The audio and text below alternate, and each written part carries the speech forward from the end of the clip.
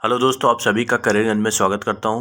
दोस्तों, आज की वीडियो में हम अपने उन ठेकेदार भाइयों के लिए वीडियो बना रहे हैं जो जल जीवन मिशन में काम कर रहे हैं और लास्ट में जाके पेमेंट में फंस रहे हैं, बिलिंग में फंस रहे हैं। उनका लास्ट में पेमेंट रुक जा रहा है। तो क्या करें, क्या क्या सावधानियां रखें ताकि आपको लास्ट में फाइनल पेमेंट लेने में दिक्कत ना हो, कोई समस्या ना आने पाए। ठीक है, तो वीडियो पूरा देखिए लास्ट तक। और बीच में या लास्ट में अभी मैं कुछ बहुत स्पेशल चीज़ बताऊंगा। तो ठीक है, अब शुरू करता हूँ। दोस्तों, जैसे आप मान लीजिए किसी ग्राम पंचायत में काम करा रहे हैं, मान लीजिए पाइपलाइन का ही काम करा रहे हैं, एचडीपी पाइपलाइन का पाइपलाइन बिछवा रहे हैं आप किसी ग्राम पंचायत में।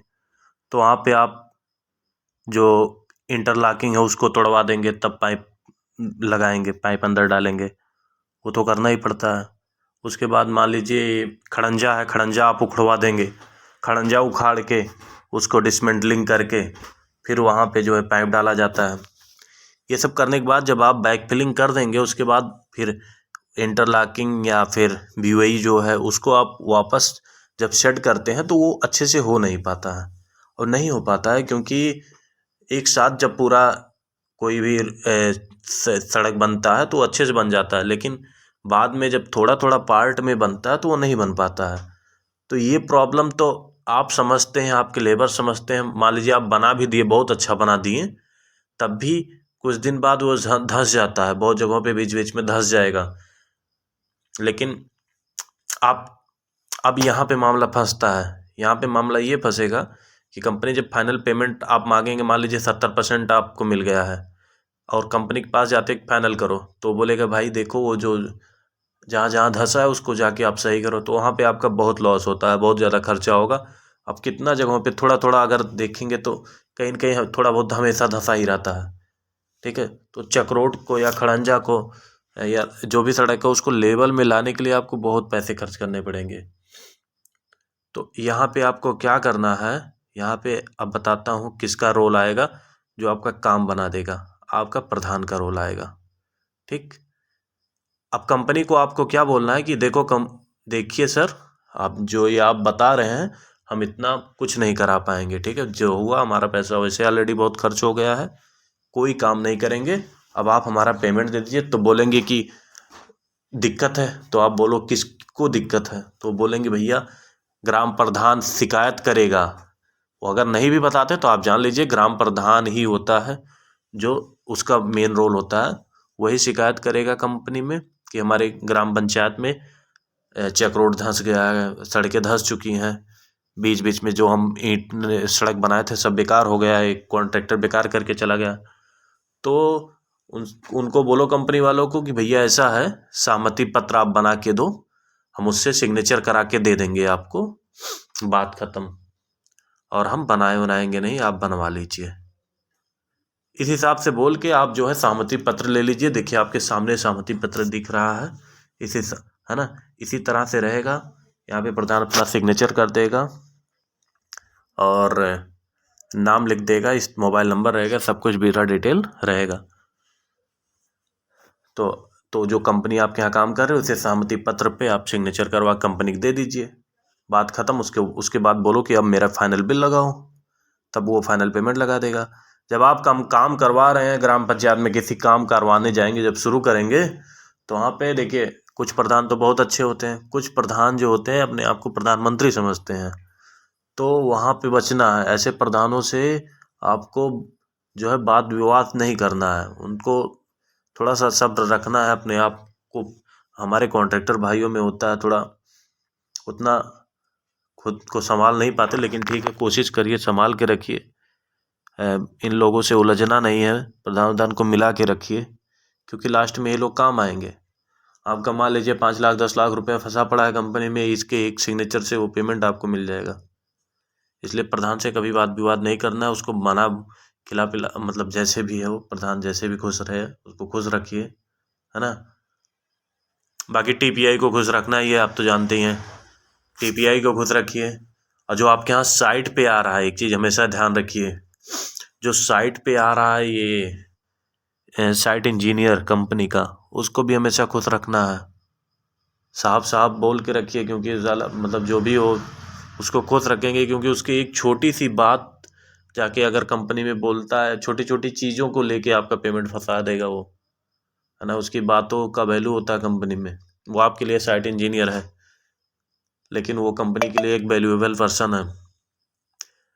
तो आपको साइट इंजीनियर को भी खुश रखना है, क्योंकि देखिए ये सब पेमेंट का प्रोसेस में ये सब आपकी हेल्प करेंगे। फाइनल पेमेंट में पता चला वो जाके खोद दिया कि भैया एक जगह पे पाइप उठा है, पाइप वहाँ पे तो दबा ही नहीं, नीचे बहुत ऊपर ही डाल दिए हैं लोग पाइप, कंपनी में बोल दिया तो आपका मामला फंस गया। फिर आपको बोलेगा, जाएंगे पीएम पास फाइनल पेमेंट के लिए, तो फिर बोलेगा कि जाओ उसको पहले पाइप को दबा के आओ, है ना। तो इस हिसाब से काम आपका रुका रहेगा।